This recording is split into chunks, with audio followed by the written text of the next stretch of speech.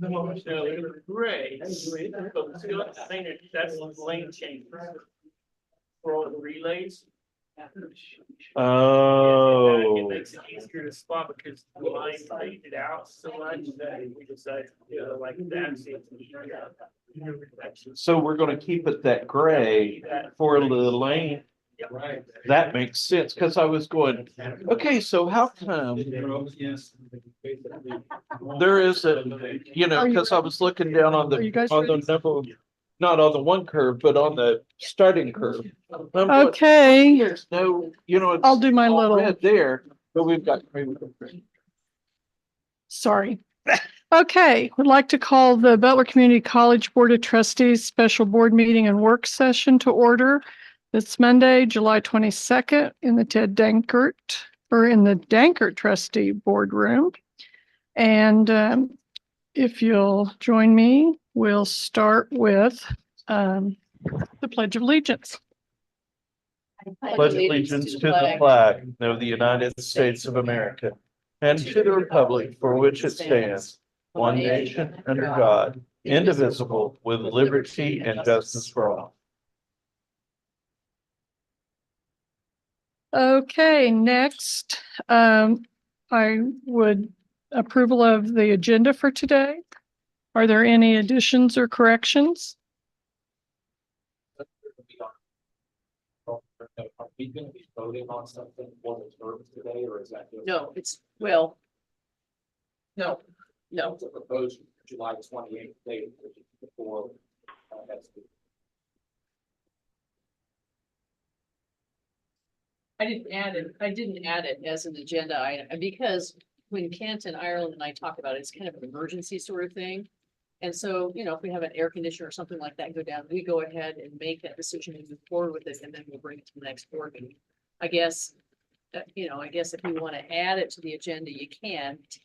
Well, if you don't, I guess, if you're not asking for us to vote on it, then we don't need to add it to the agenda. I just thought if we're gonna be asked to vote on it in August, then it would be timely for July 28th. Then.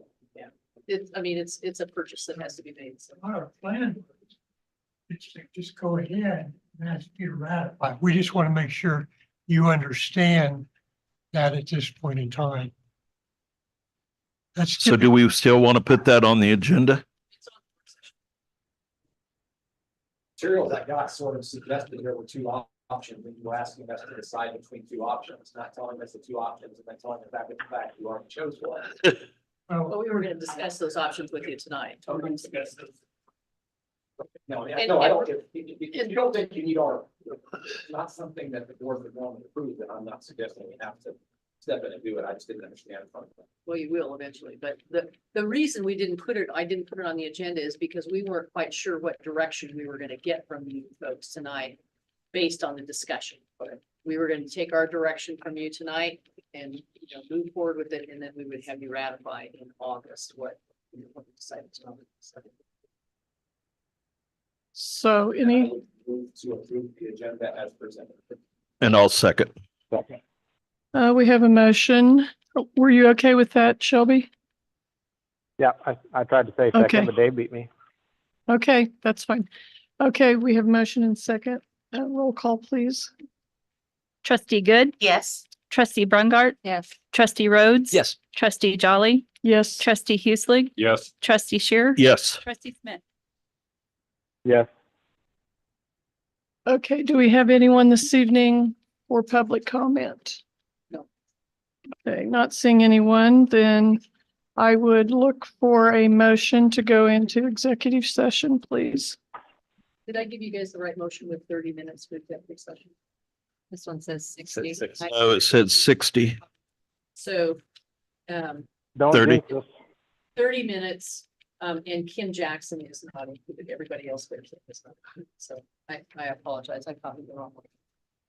Madam Chairman, I move that the board recess into executive session to discuss negotiations and non-elected personnel pursuant to the open meetings exception for said matters, and that the board, President Kim Kroll, Shelley Stoltz, Kent Williams, Bill Rinkenbaugh, and Dr. Phil Sperry be included.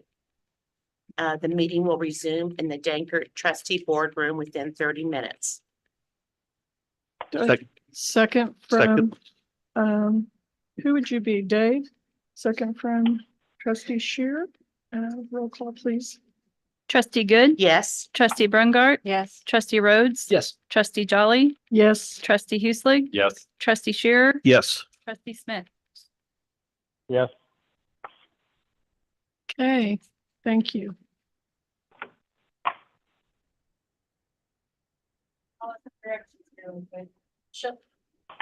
We're just gonna try and move you into a breakout room, Shelby, so hang on there for a second. Yeah, I'll mute myself too, so I'm not making too much noise.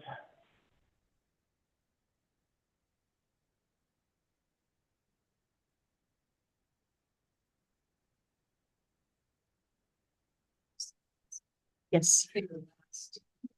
Meeting minutes, and I'm not sure. I had some copy, but I can't find that.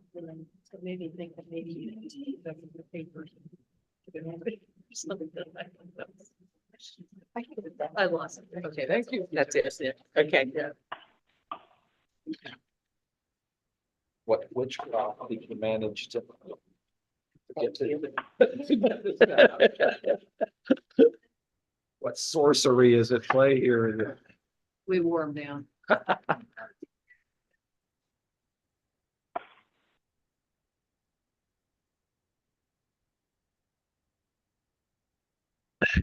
You want me to ask Shelby if he sees the breakout room? I'm just listening, but I can hear you. But we're still gonna have to move you into a breakout room so we can That's close fine. off the recording. I'm and just on I'm on the phone call, so I don't know where I'm at, honestly.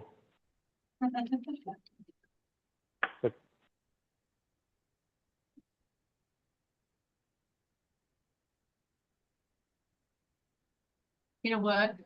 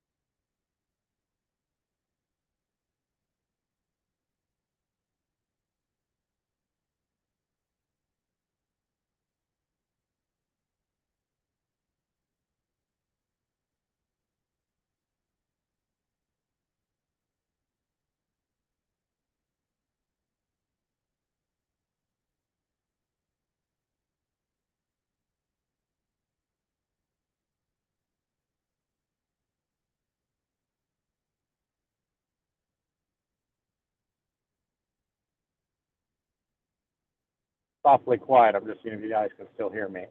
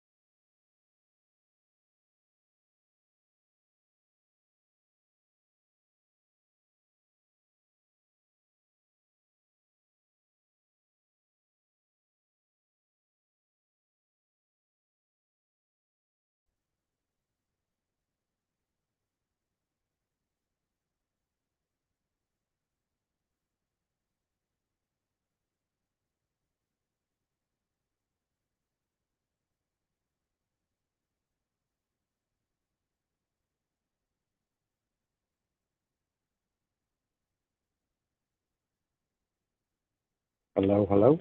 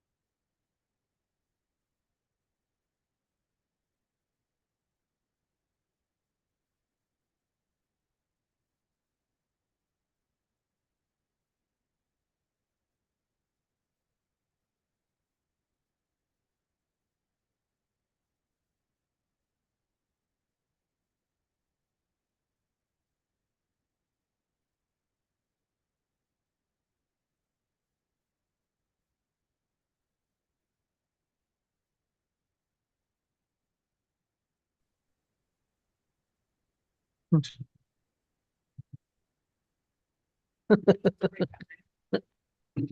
think that's what the problem is. But what? Shelby needs to leave the breakdown. Are you still on? Oh, great. He's on the phone, so, Gotcha. so he Shelby, needs to just rejoin. are you still there? Yes, can you hear me? Yes. Can you rejoin? Or do you just want to keep Well, on the we're phone? gonna present stuff, so he, you know, he may wanna, I don't know, it's got me on hold on the other line. I'll try to hop over there real quick. Okay, and then if not, let me know. Oh, there it is there.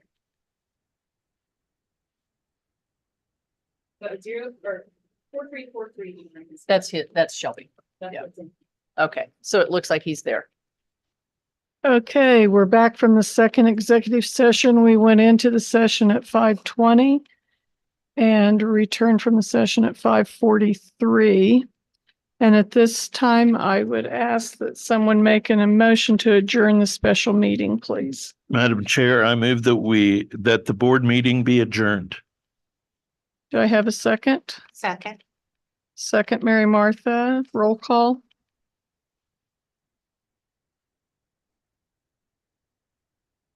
Trustee Good, yes.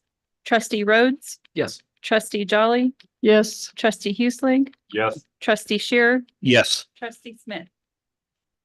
Yes. And just Okay, so note in your note, that Kim, what time she left, just so we've got that for the minutes too. okay, so the meeting adjourned at 5:56, 46. 46, I'm Right. sorry. 46, and Kim Brungart has had to leave. Okay, work session items.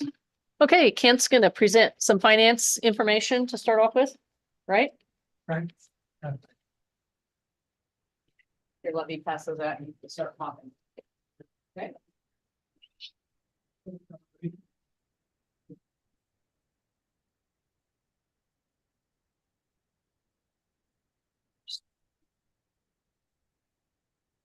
Mary, could you perhaps take a picture of this and send it to me?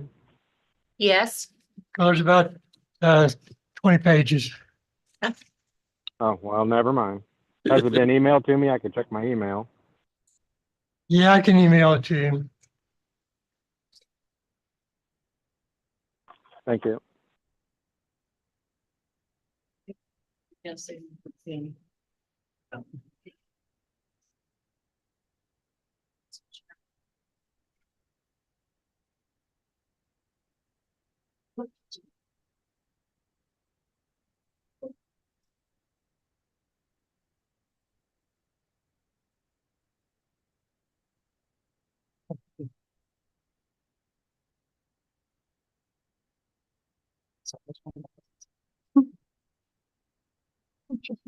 Huh? Since you have it. I've seen this anyway. We looked at it.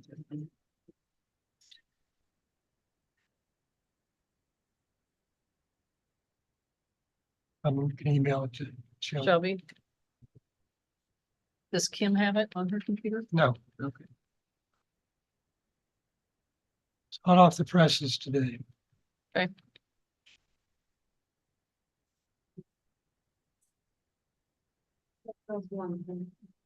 Okay, we're taking just a few minutes to get the information out to Shelby. And then Kent will talk to us about S1 and beyond.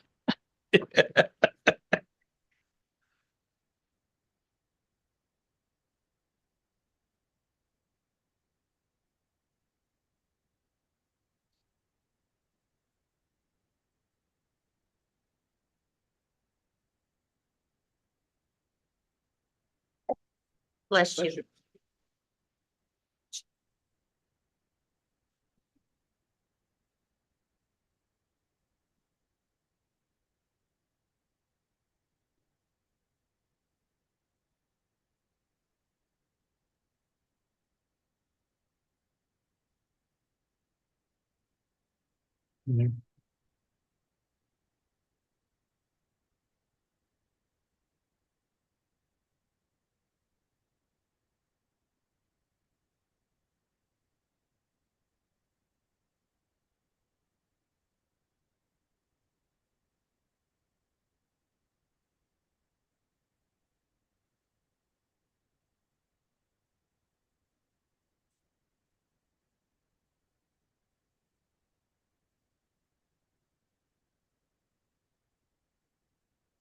Okay, Shelby, I sent that to you.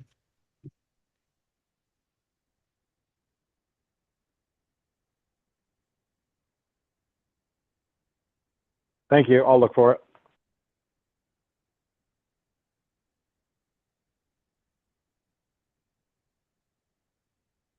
Kim, can I share? Okay. So I've given you three documents that I want to go through. I'm going to start with the one that says Butler Community College Asset Liability Fund Balances Cash Basis. And I will try to get that up on the screen here.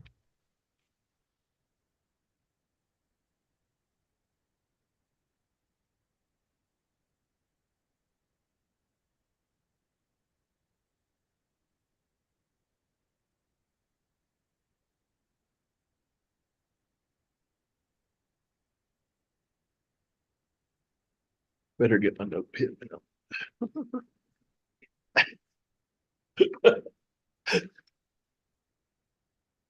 Gotta write my notes. Probably needs to be bigger than that. Yeah, Yeah. try to make it a little bigger. It gets difficult because I get to.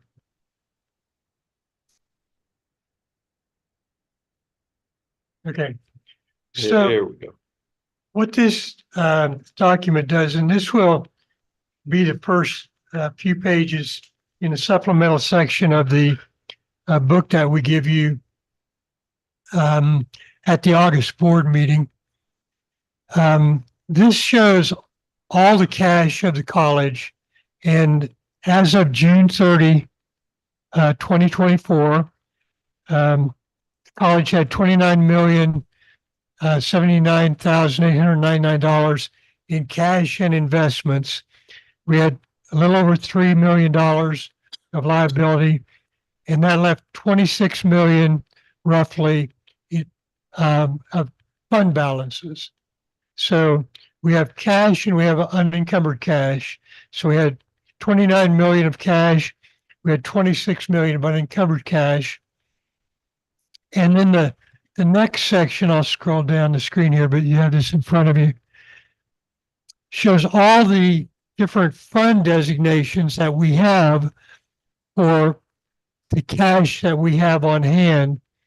And you can see in the general fund, the balance was 8,576,000. Now, some of that could, excuse me, that's the designated. Overall, in the general fund, there was 17,559,000.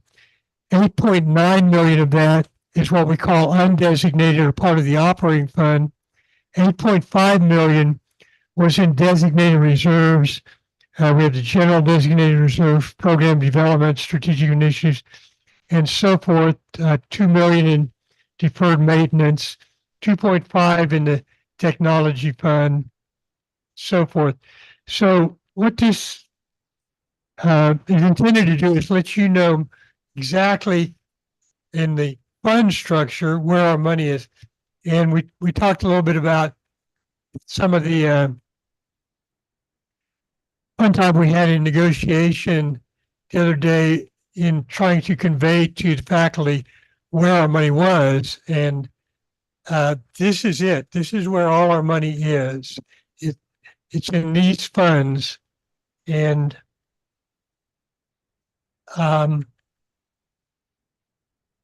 you know, in the operating funds, and if you go on to the next page, it's pretty much a breakdown, only in a different manner. So like on S2, well, S2 just shows what our liabilities are and what our bank accounts are.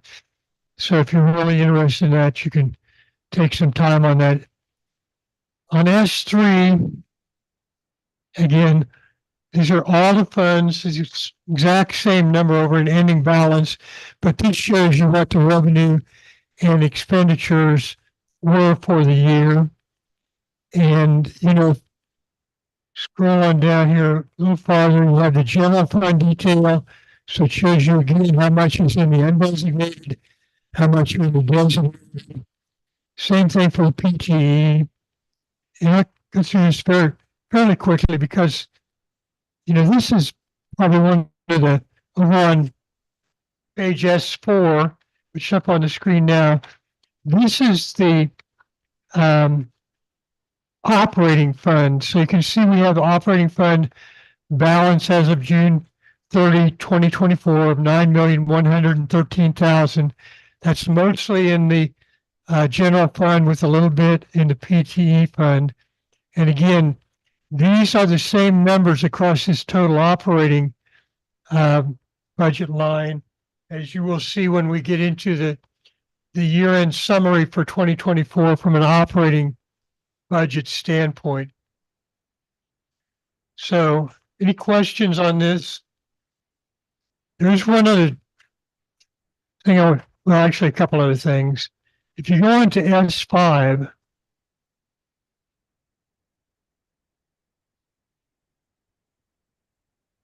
this shows you a comparison of where we are this year. Let me reduce this a little bit. Compared to the last 5 years, going back to 2019. And down at the bottom here, there's a total fund balance. And then on line 22, I said total without restricted and agency funds. So if you look at line 19 and which is restricted fund, and line 20 agency funds, these are funds that we don't really want to consider to be unencumbered cash. The agency funds, first of all, these are funds that we hold for others, like the Grizzly backers, student groups who've raised funds. All we're doing is holding that money for them. The restricted funds are mostly, these would be grant funds mostly, where it's in and out money. And so it's not really restricted funds to us. The balance there that you see, and it's kind of creeped up for the last 3 years from the 786 to the 980 to 1.9 million. That's because we include the self-funded health insurance plan here. So those are funds that are in the self-funded health insurance plan. So we don't want to include those in our overall unencumbered cash either. So I've taken those two lines out, and on line 22, then you can get an idea of what's happened over the past 6 years. And that's shown graphically in this little graph below. So back in, what was the first year we started? 19. You see we're around 21 million, went down to right at 20 million. Then we started accumulating the HERF funds, jumped up to almost 30 million, and held that for a couple of years while we still had more of the HERF money. Now, as we've started to spend that down, we've dropped back down to 23 million. So over the past 3 years, we've dropped down almost $6 million in the overall unencumbered cash of the college. And so that's sort of one of the issues that we're facing as we're asking you to approve a legal and operating budget next, in September, we'll actually ask you to approve it. At the August board meeting, we'll ask you to approve the notice of public hearing, which I'll show in a few minutes. So I'm going to go ahead and move into the operating budget part of this.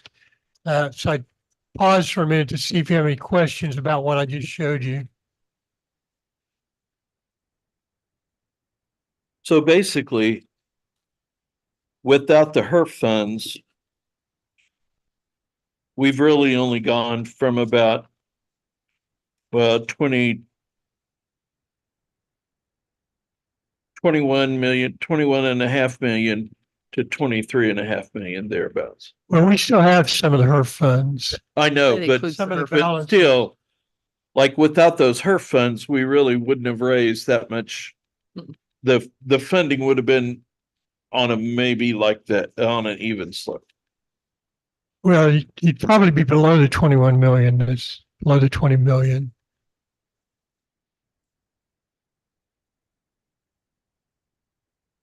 So, and we can, we can delve into this more if you like, or have more conversation at the board meeting next month when we present the notice of public hearing.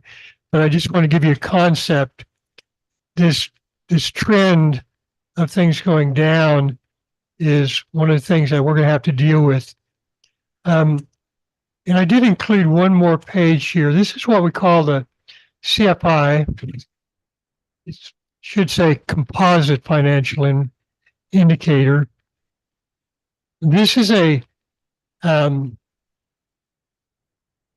score that our accrediting body looks at. It comes right from our audit.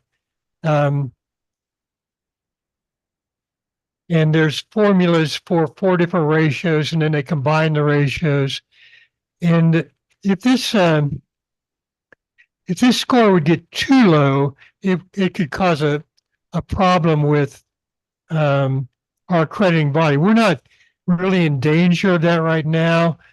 It would have to fall all the way really to 0 before the accrediting body would really start to give us warnings. They would, if it fell below 0, they would ask us for more information, and it would be really kind of a hassle for us. But the point here is, again, in the past 4 years, it went up significantly with the HERF money, and now it's starting to decline. So it's this idea of our financial situation declining over the past few years that I think needs to really be kept in mind as we move forward in our budgeting process.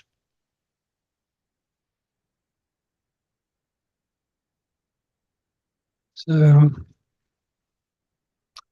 I'm going to go ahead and move into the operating budget. This is a separate set of documents that you have. And I'm not going to spend great deal of time on this. This is pretty much what we showed you at the last meeting. There's been very little change. I would just, on the first page here, just reiterate a few of the variables and that we've identified for next year. So as far as credit hours, we're basically budgeting on a flat enrollment for next year. The valuation did come in at a 4.5% increase. And again, we are recommending the 1 mil. So you can see that going from 12.268 to 13.268. This shows the 3% salary increase and 8.4% increase in the board's contribution for health insurance. So I think those are variables or assumptions that you're all familiar with. Going on to the next page, we could probably make that a little bigger. This is a summary of the year end. And so the year end unencumbered cash is this 9.113 million. That's the same number that I showed you when we were talking about the summary of all the unencumbered cash. That's the amount that's in the operating budget, the unrestricted, undesignated portions of the general and tech ed funds. So this wouldn't include, so like when I showed you the overall 20 million or 23 million that we still have on hand, that included 4 million of the student union dorm funds and so forth, and all the designated funds. So you can see that within the operating budget on line 7, our expenditures did exceed our revenues this year by 1.4 million. So our unencumbered cash in the operating funds did go down from the 10.5 million to start the year to the 9.1 at the end of the year. The next page is the revenue summary for the year that just ended. There's really not a lot of difference here from what we showed you 2 weeks ago. You can certainly take time if you want to look at that in more detail. I don't think there should be any surprises there. In the expenditures, there's no change really from what we showed you 2 weeks ago when gave you the information that Carrie provided on the year-end close. So then just going on to the next page, this would be the summary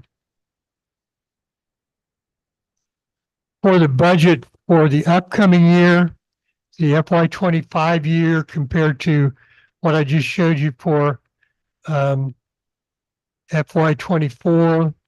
Again, this is based on those assumptions that we talked about, flat enrollment, 1 mil increase and evaluation of 4.5, the raises of 3% and the health insurance increase of 8.4%. So not a lot's changed. The next page again is a comparison of the revenues that we had last year, the year that just ended, compared to the current year. So you can see in student tuition, it's almost flat. It drops down 76,000. Our state sources, we're expecting less state funds in the operating budget this year, about 680,000. The local source revenue for next year, if you would pass the 1 mil increase, we would expect about $2 million more in local revenue. That's made up of the 1 mil increase, which is about $1 million to the college, a little less. The valuation increase, which was would mean about almost 700,000. And then because our current taxes came in at only 92% last year when it's normally about 94, we're expecting more in the taxes in process. I talked about this 2 weeks ago when we met. So it's those three items make up this total of the 2 million increase.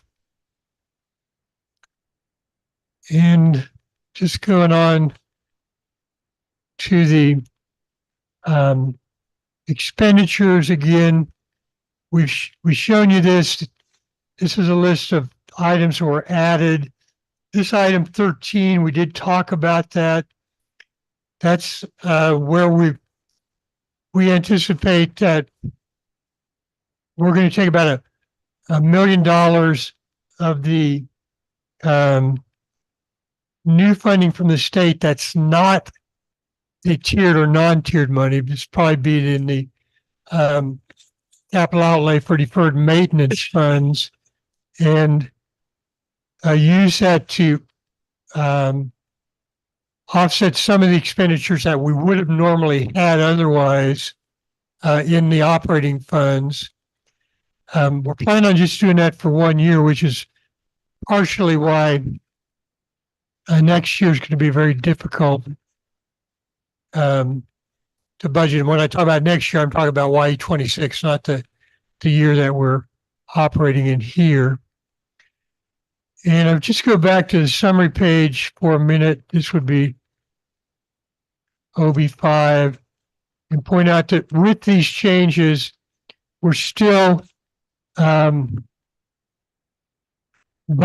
for a deficit on line 7 of around $760,000.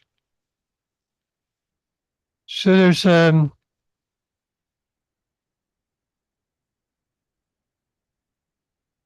really one other thing I want to show you. I want to show you the notice of public hearing, which we will ask you to approve at the August board meeting.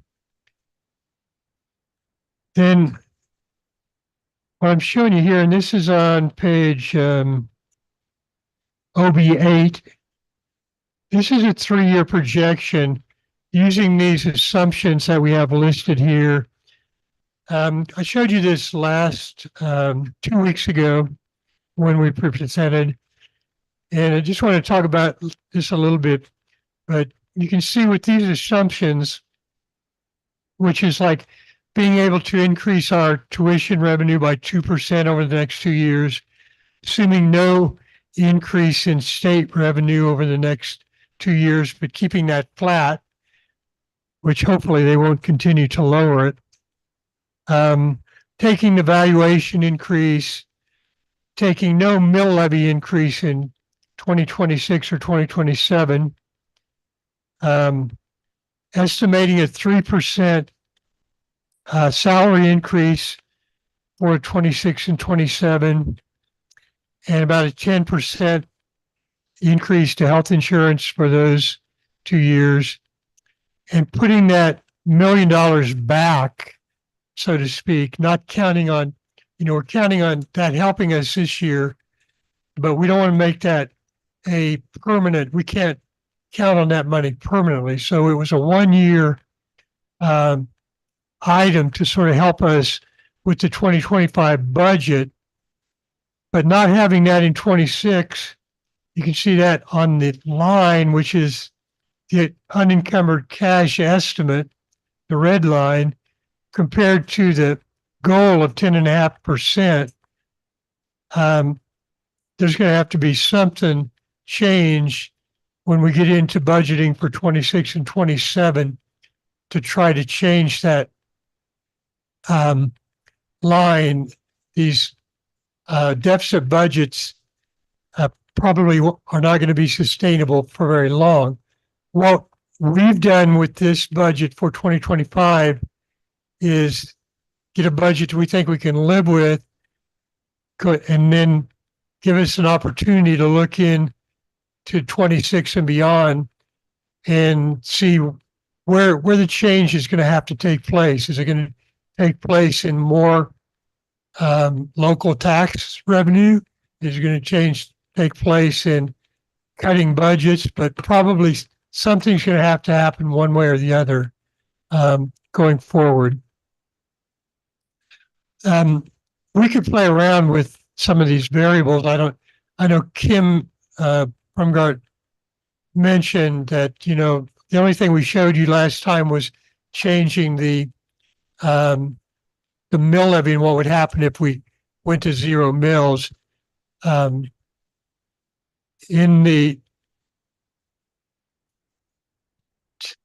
assuming that the board doesn't want to take a lot of time to look at different variables at this time. Unless you tell me otherwise, I think we can move forward. If you're interested in ever looking at, what would happen if we didn't take a raise, what would happen if we cut the budget by $1 million, we can look at some of those things here. But I'd like to look at those. Maybe not tonight, but I'd like to look at that. okay, well, why don't we set aside some time? We have the notice of public hearing which will be on the agenda at the August regular board meeting, and we could look at some of those variables and what would happen. We could do it in finance meeting too. It's a Do possibility. it during finance committee meeting. Yeah, we could do the So- finance, and then if you wanted to share that during the board meeting, you could do that. Yeah, I mean, you think about the fact the board meetings are live streamed. And, you're taking time to look at variables and look at all those kinds of things recorded and live streamed. That might make more sense to be able to ask questions and dig into it if you want to in a finance committee meeting. And, and other trustees can come to that too. So the other thing that I want to show you, and this is the other set of documents. This is a notice of public hearing, a draft of the notice of public hearing. Why didn't I want to do that? want to do this. This is a document, and I worked on this today. We're just getting the information from year end and getting it in. I believe this is an accurate notice, and this is where it's going to end up. But for the document I gave you, I labeled it as a draft.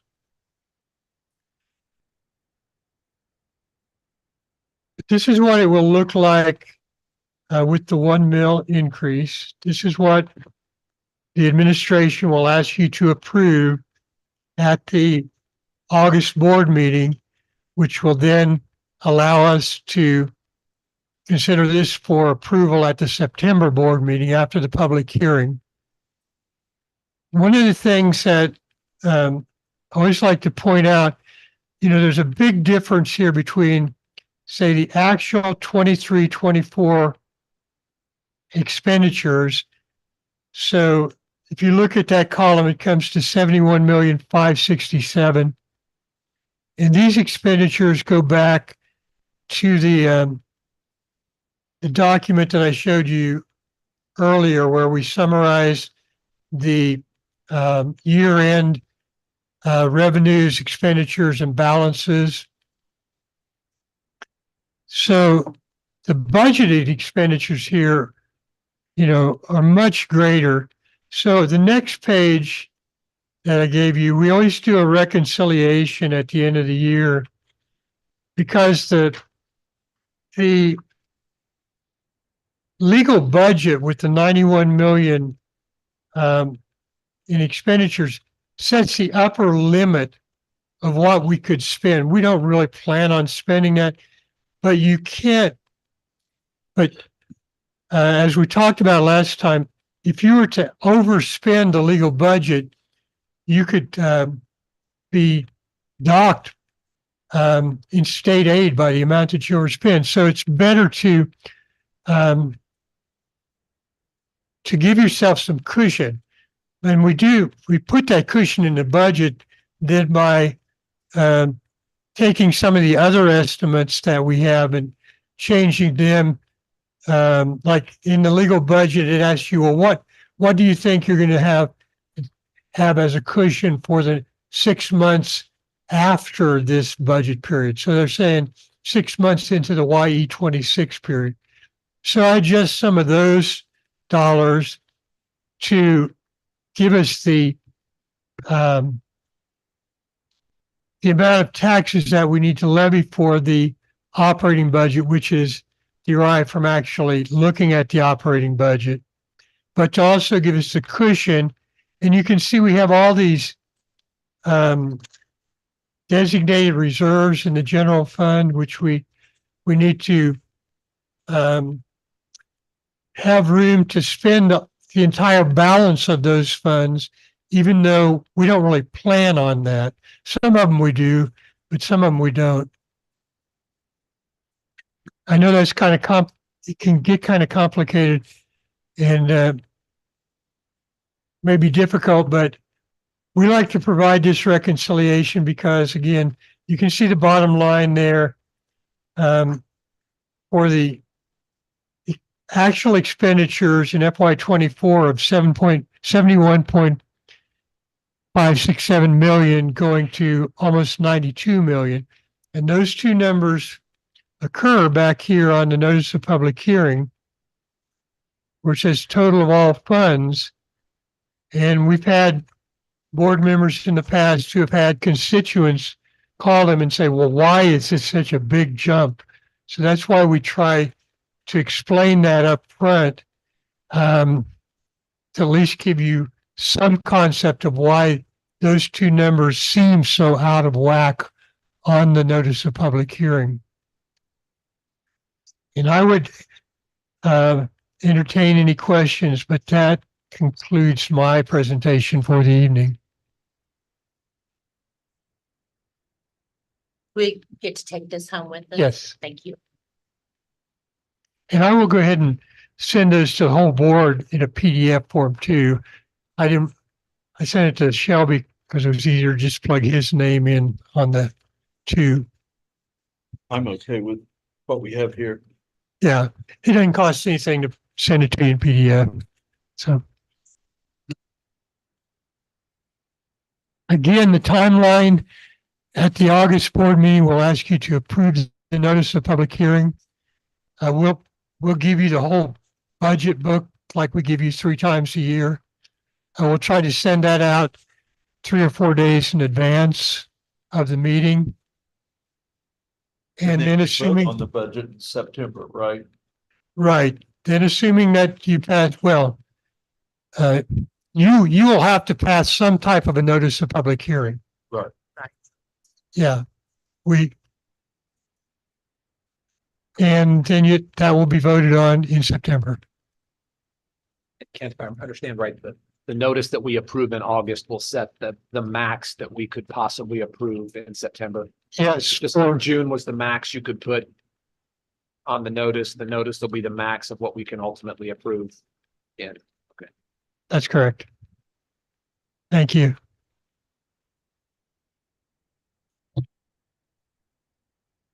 Okay. Conditioner's working good. What's that? I Air know. Conditioner is working good. I I know. can say that. Gotta love it. We turned it up a little bit, but I don't think it's changed It's a whole lot. perfect over here. It's good over here. It's good here. Well, I don't know about you guys. It's Okay. cold over on this. Can't go by. Okay, Shelby, we've got some Forbes information that we're gonna share. I'm gonna send you a text message, Shelby, that has a picture of 2 of the documents here. Take one of each of those, and you guys can take one of each of those. There's 2 different documents. So let's talk first about, Shelby had asked 2 different questions. Wanted to know, and the questions are in front of me. What's the difference in ballpark between the tuition and fees revenue that out-of-state students bring after the institutional scholarships provided to them? Just total dollars generated after all state and federal dollars.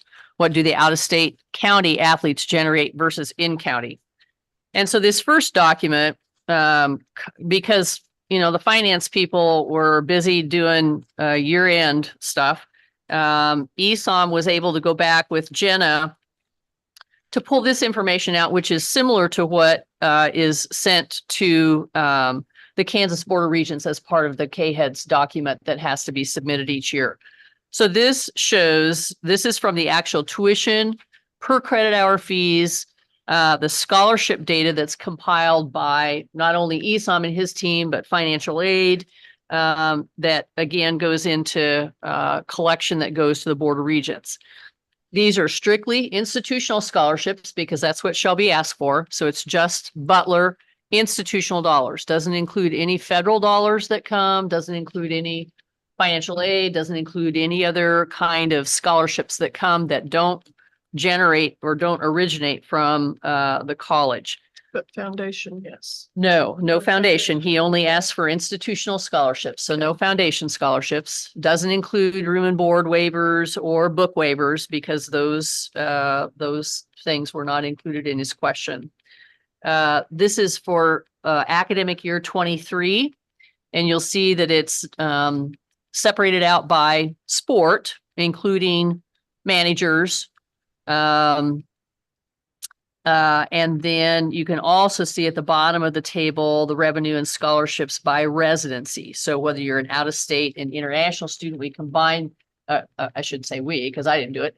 ESOM and Jenna combined out-of-state and international because we don't have that many international students. And it didn't make a whole lot of difference, to try and split them out. But then in-state and Butler County. You would think when you look at this, remember that a lot of the differences is in the size of the teams. Right. So for baseball, and this is all students that have been given these athletic scholarships. What we report again on our website are the ones that are certified. They're on the certified roster that we turn into the Jayhawk Conference and to NJCAA. Those are the ones that are actually going to play. So you may have on some of the teams, you're going to have more students on scholarship than are actually on your certified roster because you can do that. the limits for certification on the rosters come from the Jayhawk Conference and come from the NJCAA. So, for instance, the basketball teams will have, maybe 15, again, on their certified rosters. On football, you can have 85 certified players. I think volleyball, 24, 20. Yeah. Football's the largest, but all the rest of them, basketball, men's and women's basketball, I think is 15. And so this shows the split out of those different teams. What is it for football? 85.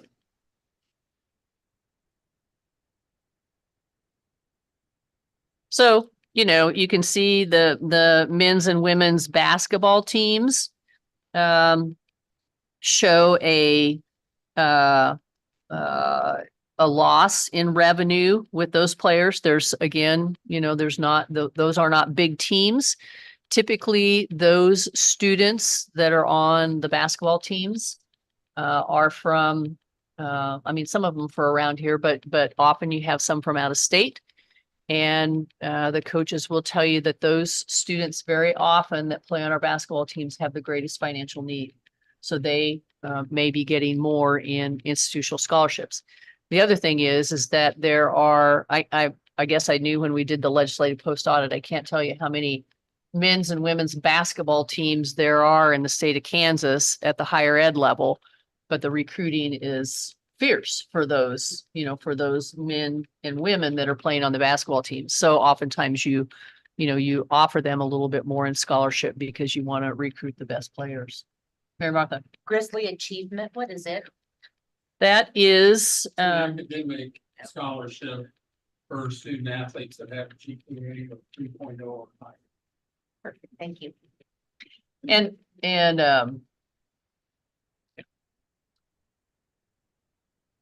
Any explanation for why you would be positive on men's track and negative on women's?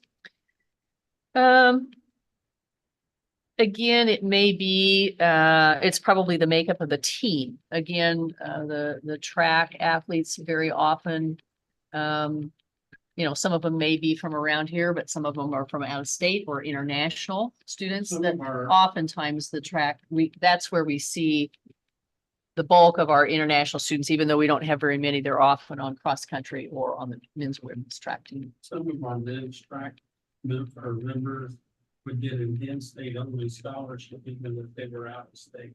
So that way they do for some additional revenue.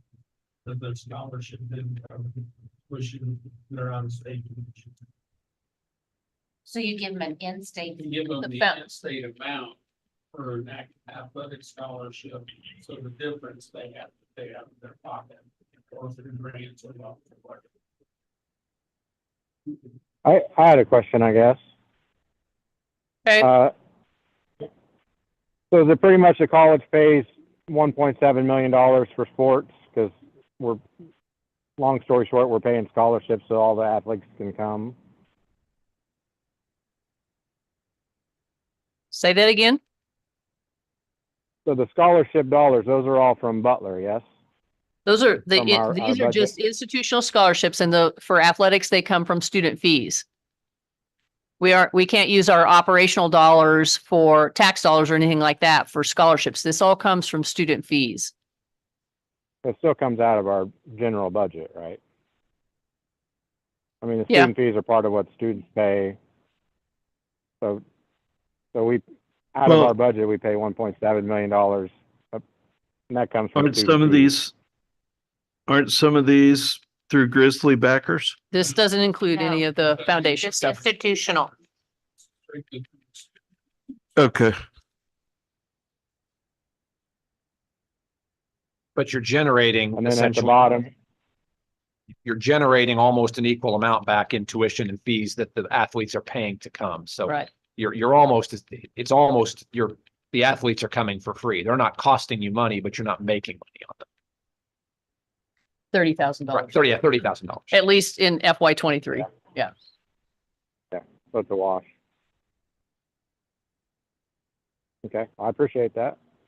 Sure. Then the other question that Shelby asked was, how many full-time, and this was after looking at the Forbes information.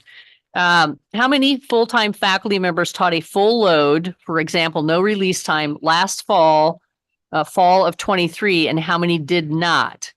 I was concerned because he felt like there was a lot of release time. So Phil and Zach have put together some information to share with you. It's on the second sheet that's got the kind of blue and purple tables at the top.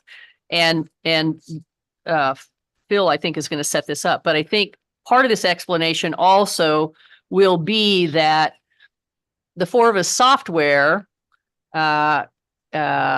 compiles release time in a different way that is not reflective of how release time is actually documented operationally here. So, Phil, I'll turn it over to you, and then Zach. Oh, turn your microphone on. Yeah, Okay, got it. well, Do you have a copy of it? Oh, you do have a copy. Yeah. Okay. the handouts that you have on top, it gives you the total instructional credit hours by contract type. So you can see below also helpful definitions of these different categories. And this ends up being an essential difference from the Forbes information, because the actual way that we track and pay faculty through FLAC is based on credit hours. Forbes is figuring it on the basis of the number of students in a section of a course, which is completely different. And that's not how we pay faculty.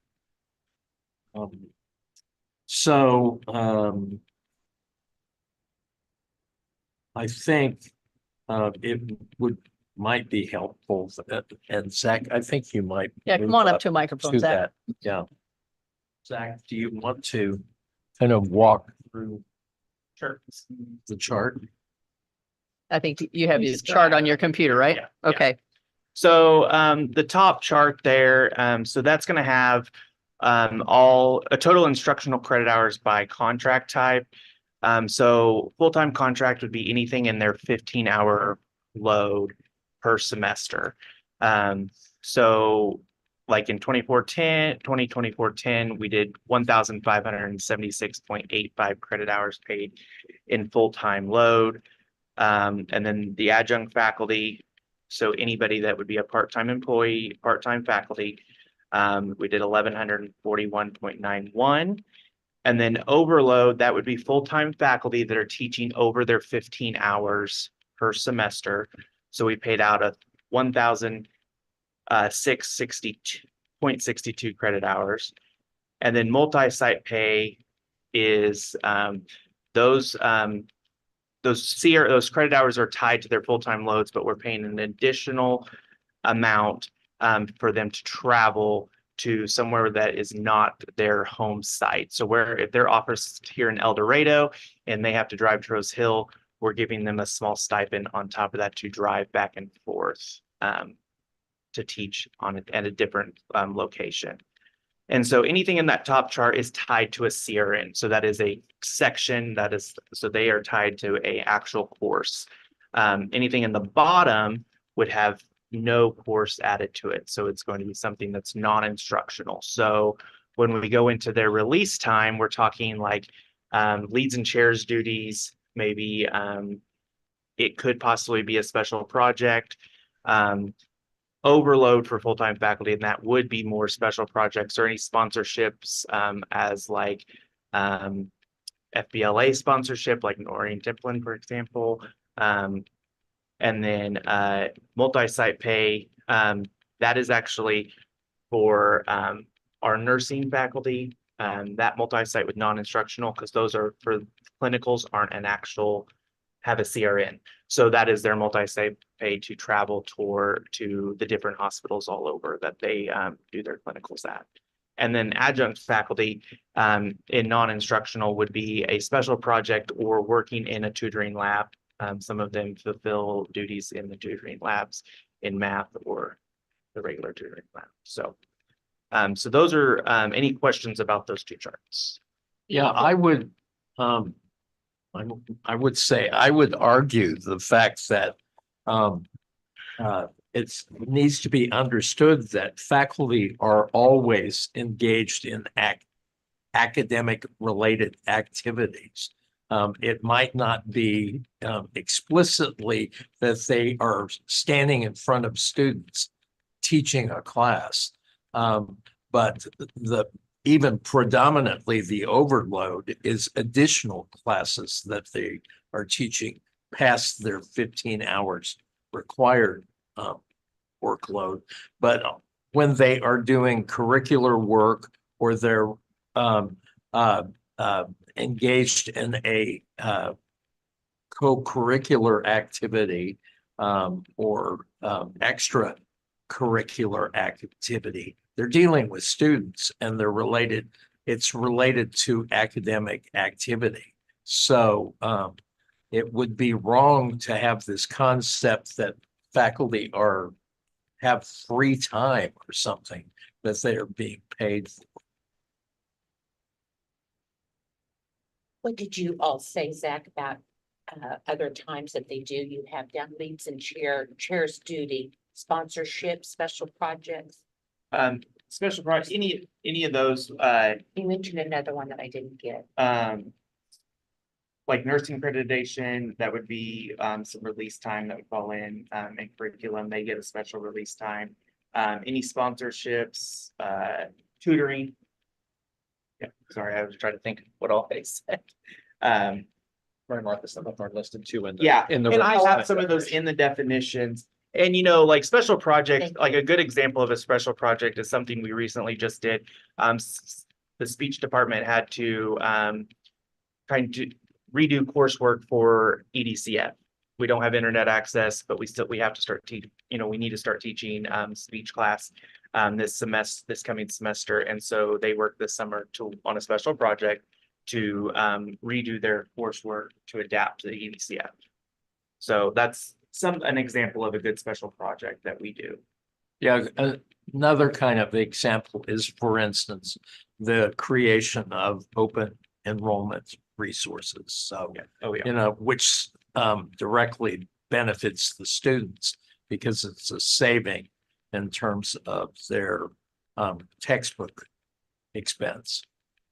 And sometimes you will see adjuncts working on those OERs and stuff with special projects more so, especially when there's smaller full-time faculty in those departments. So they use those adjuncts to help build those documents. OER it is. Open educational resource. So like what we have for our English class, our Comp 1 class, Comp 2, reading.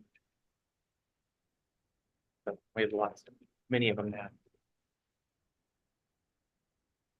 Yeah, I think that, the title release time is a little bit of a misnomer. Right. That makes you think that they're not on campus or they're not doing something. But as Phil indicated, they're actually engaged in curriculum redesign or work with the students or serving as department chairs and have department chair responsibilities, so that it's not like they're just not doing anything. Right.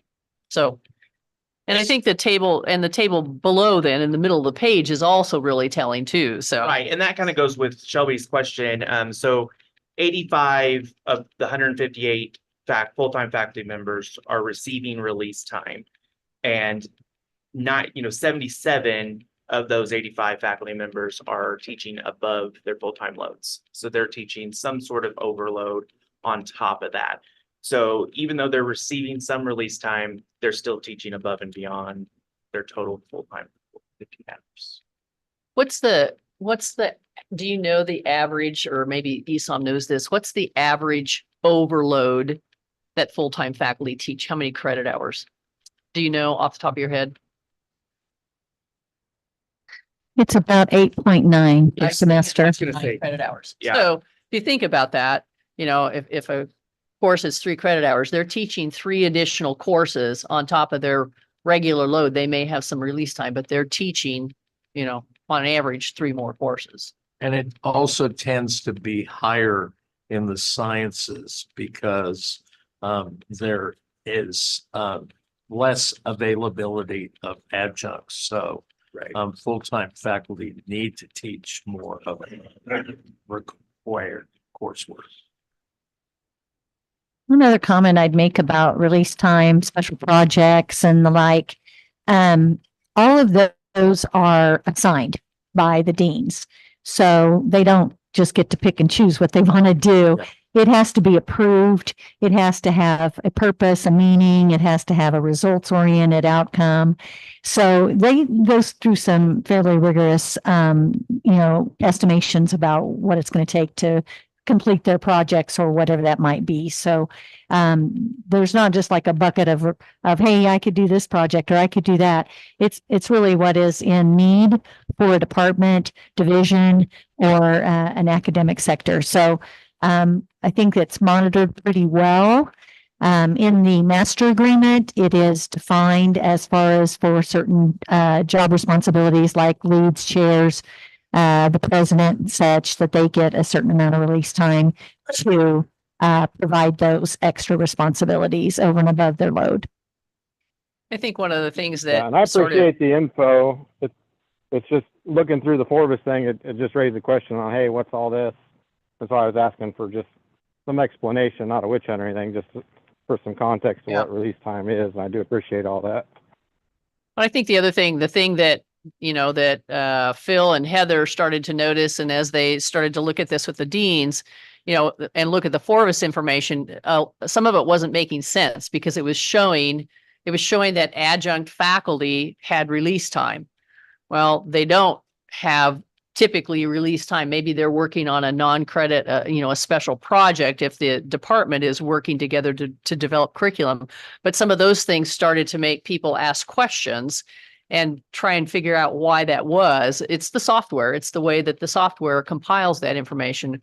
But again, I think Phil said, it compiles release time based on the number of students that are in the seats in that classroom. And that's not how we pay release time. We pay by the credit hour.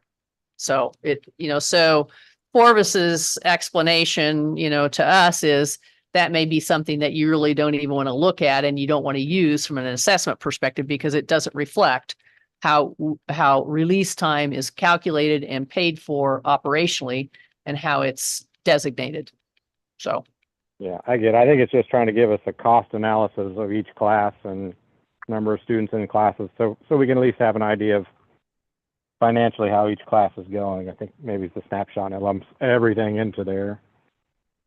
But not based on the release time. It's not accurate when you look at it that way. Yeah. Because of the way it's calculated. Okay. Yeah, Forvis says don't look at the release time to try to analyze the cost of a course. Yeah.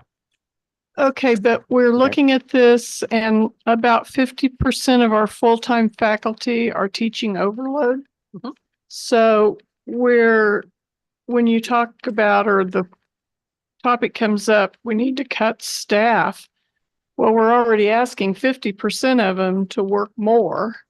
So. Well, that's partly because by the master agreement, the ones that you can, the ones that can be released or not, not have a contract are the adjunct faculty. And so in those situations, then it often, means that the full-time faculty take on that additional load.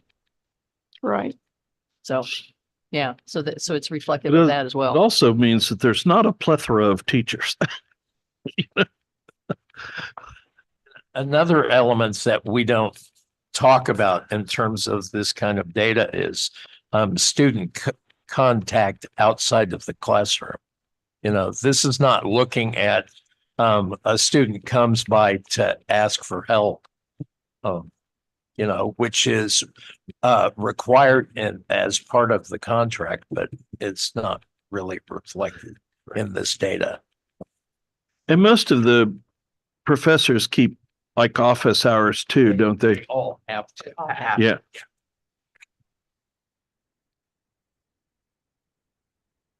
Okay, does that answer your questions? Okay, Shelby? I Thanks. think so. It'll give me something to look at. If I have any more questions, I'll follow up. I do appreciate the info. Okay, thank you. Wasn't the, Thank you. sorry, going back to the athlete revenue and scholarships, wasn't there a report released last winter? The legislative post audit. And how did that relate? Was there, I Does don't it- remember exactly. Well, yeah, that was looking at, in a kind of in a broader view. They identified Butler and Hutchison and Garden and did a deep dive into our scholarship amounts that we, that we gave to students and really found that, we weren't out of line in the dollar amounts of scholarships that we gave in comparison to other institutions. I can pull a copy of that out and let you look at it. It was a little bit difficult to follow because they used different sources for information and you had to be really kind of careful when you were reading it to understand, which data sets you were looking at. But One thing I learned from that report, if I have a takeaway, is just that it confirms that taxpayer dollars are not being used for scholarships. Right. They aren't allowed to be used that way. And, with the reporting that was done, it showed that we were not using tax dollars for athletic scholarships. So they're either coming from the fees, as we said, with that 1.7 million.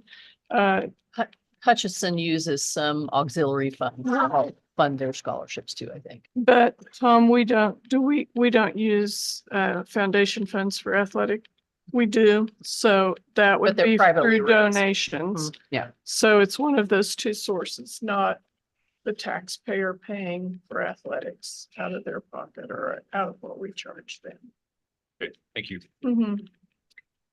Anything else? Oh, sorry. Do we have more? Oh, yeah. Oh, We do. Lord, we have more. Oh, we do. If you want to do more. Go ahead. Okay, so I sent you email. We're only halfway through. Oh, I get anxious. You guys used up some of our time. Yeah, That's okay. all right. No. I emailed you some information about the core switch. Christina, our new vice president. How's the new job? Going good so far. She keeps coming back. That's good. I emailed you some information that Christina had compiled about a core switch that's going to be at end of life. And if we want to continue to operate, we have to replace it. We don't have a choice. And so she can answer questions for you. I gave you the information that she had compiled. We wanted to put that in front of you. So if you had some questions, you could ask because it'll be on the consent agenda in August for approval. And we just wanted to give you a heads up and give you an opportunity to ask questions about it. I don't know, Christina, if you want to give them a quick overview of what that's all about, but. Absolutely. So the core switch is a very key component in our infrastructure environment. It provides connectivity to every building on campus. So we're in the 2000 building right now, the Welcome Center. And for us to have internet in this building, it is fed through this device. It does the first level of security for us. It tells you whether or not you're allowed to access a certain network or certain equipment or not. And it also allows us to communicate with Andover and a couple other the campuses like the Culinary and Rose Hill, McConnell, and so forth. It is end of life, as Dr. Kroll said, in October. And we are hoping to replace it during its end of life month. So we stay within our security parameters and don't go into risk. Once you go out of the support window, they no longer create updates and patches, and that can create security vulnerabilities. So we want to try to avoid that as much as possible in the environment and just keep ourselves safe. And we're also looking at, as technology rapidly changes, so does the devices that plug in and the amount of traffic that comes across. And we need to be able to start taking faster speeds and faster connections. And so this will provide us that opportunity to keep our internet highways fast without congestion. And we never want to go outside of that support window when it comes to a failure with hardware, because it becomes hard to replace or source those replacement parts. And you don't want that downtime with critical equipment. You can have downtime with a few technology equipments. And so we really try to make sure that we have the right level of support for, each tier of equipment that we have. And this one is considered critical. And so we don't want to fall with outside of the support window on this. It's a budgeted item, so. Question, ever so often on my Butler email, I get a notice that there's a planned outage. Mhm. Now, why does that happen? For various reasons, mostly because there's a security update or patching that needs to go into place.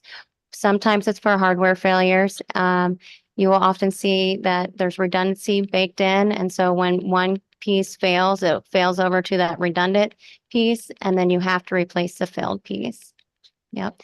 To answer your question, Linda, it will be between $100,000 to $130,000. We're finalizing those numbers and trying to make sure they're exactly where they need to be. Amy's working hard to negotiate those prices for us. She does a great job trying to lower the cost as much as possible for us.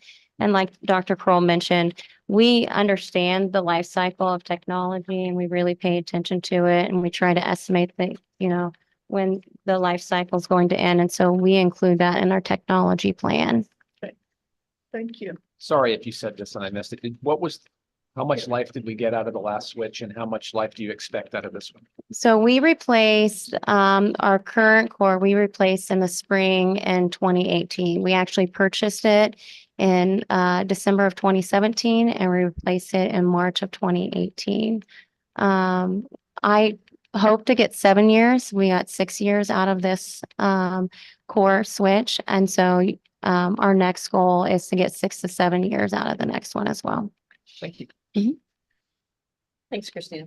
Yes, thank you. Passing out to you also, you ask us to, provide a little bit of wording update to the section on your board evaluation. When the VPs or exec council met the other day for our planning retreat, we worked on this, or maybe we worked in it in our meeting a little bit, but just propose these changes to you. Did change the meaning of that section, changed the wording and took out, the designations for, what the disaggregated student success data would be, what those different groups would be, but suggesting these changes. You don't have to say yay or nay tonight, but at least wanted to put this in front of you. And then you can talk about it at the next board meeting. The goal was that as soon as you decided what you wanted it to be, we would get Bryony to make the quick update and get the evaluation out to you, within a very short period of time. And so that's why I brought it tonight, is so you can see it. If you want us to move forward with these changes, we can. If you want to wait until the board meeting, we can do that too. Shelby, did you get a It looks copy? Or fine to get me. Let me, Oh, he Yeah, got a I saw copy. that one. It looks fine to me. I appreciate it. So are you ready for them to make that change and go ahead and send that out tomorrow? Yep. That would be Well, perfect. Or, I'll send it to Bryony Or tomorrow. whatever. right, Just as it won't Yes. take her probably long to update, because I think this is the only update. She may have to change a date on the front end of the evaluation, but I'll send this to her. So, I think there's a typo in number 2. oh, We want to leave the word populations, but just strike the word and minority. for underserved. Oh, thank you. Yeah. Missed that. I was getting a little aggressive with the strike through. what you get for doing your own work. I know. See, I'm without Jennifer, so you guys keep watching for these things. I mean, it could get worse from here. Mhm. Okay, we'll get this And was changed. that Christina Burnham earlier? Yes, she was the one Talking? that's talking about the core switch. Do we want to tell her congratulations on replacing Bill? It's some big shoes to fill. We did. You must have been mudding a wall or something at that time. Okay. We gave Well, a I big missed it. clap. We can think Okay. Shelby, come on. Come on. All right. Well, I We're- appreciate you too. So there you go. I We'll didn't hear we'll that. probably do it at the regular board meeting too. So Absolutely. Yeah. All right. Thanks, Shelby. Okay, the last thing on the list is the discussion, a little bit of discussion about the practice fields. We have a tough situation with the practice fields, which is not just us. It's an area problem. Right? That is I think I sent you the list of the air. Killed Bermuda in my yard. I've been trying.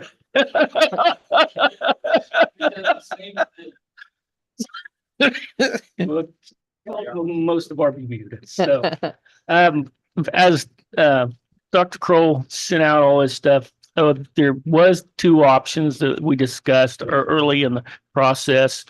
And that was sprigging, which takes 8 to 12 weeks before it's playable, or sodding, which we play on in 3 to 4 weeks. After I put this TFA together for your ratification, we have discussed and we've figured out that the options, the two options are only going to be about $10,000 difference after we figure in the extra expenses for the use of the stadium, because each time we use the stadium, we clock up an extra practice for the service agreement that we pay annually. Between that and the extra utilities, we're only talking about $10,000 difference between sprigging and sodding. So our recommendation would be to sod it, get it practicable in 3 to 4 weeks to give the athletes a practice fields here so they don't have to travel back and forth to the stadium, which saves time. And also that turf over there at the stadium is great for games, whatever, but for practicing every day, it also puts wear and tear on the new field. It's also the temperatures and the heat of the summer could get pretty hot and you really can't practice in the heat of the afternoon. So that is our recommendations. Does anyone have any questions about? Is it this field over here? It is the soccer field and 2 of the football fields. What about that lovely tree? That lovely tree will be taken out shortly, Thank you. along with a Are we couple going to put a others. tent around it and have a big? We aren't talking about the tree. We're talking about, Please stick to the topic here. yes. We're talking Yeah, about, I would like to just follow Ireland's recommendations personally. Now, and it would not be Bermuda, it would be like K31. No, it will be. It would be Bermuda And in the reason sodding. is Bermuda actually, it takes the heavy traffic. It should, and normally it does. Tighten up. Refill quicker. So that is the reason we're going back with Union. and the thought was that it was due to the late freeze, right? It was the extra moisture, late freeze. Nobody could really pinpoint it exactly, but it's mainly in the southeast part of the state. So are these fields irrigated or sprinklered? yes, they are irrigated. And we're sure that there's no drainage issues that could be a part Correct. of this. Correct. Yes. Well, Mr. Jolly has beautiful Bermuda this year, Well, and he has figured out the Bermuda thing. So we had fairy rings, they're gone. We're perfect now. Yeah. And normally what is odd about this is normally it's the center of the fields where they have the heavy traffic that we struggle to get it back in the summer. This year, those came back in really well as good, but it's those other areas along the outsides and the areas that normally are pretty thick with Bermuda. They didn't. So, like she sent out lists, several places had issues. I don't know what it is. Here, we actually have sent soil samples off to verify we're still good that way. All the sprinklers are on and working, and we will get it taken care of as soon as we can. So, any more questions about the turf? Not Thanks. the back to school bond. Yeah. I think that's it. Now, I think so. anything else for the good of the room? Nothing? How about, motion? No, you don't. No, have I to- didn't have to. You don't have to Nope. adjourn. We're 'cause done. work Right, session, work so. session. You're gone. Do we need to talk to Mary Martha real quick for a second, you and I? Yeah. Okay. Thanks, All right, everybody. thank you, everybody. Jinx.